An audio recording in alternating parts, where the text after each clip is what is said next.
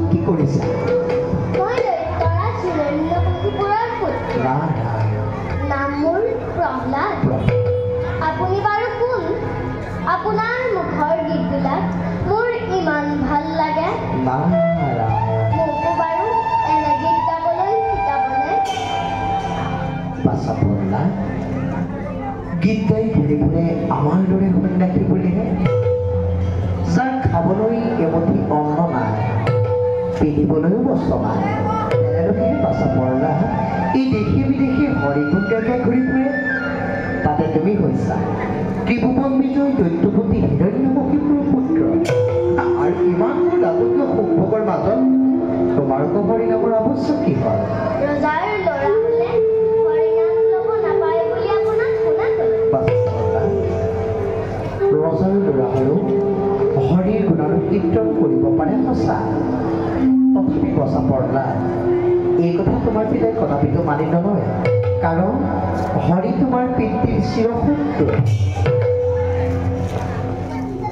তাৰ কাৰণে আপুনি চিন্তা নকৰিব। মই মোৰ পিতৃক এই কথা বুজাম। তেওঁ মোৰ কথা নিশ্চয় শুনিব, কাৰণ তেওঁ মোক বৰ মৰম কৰে।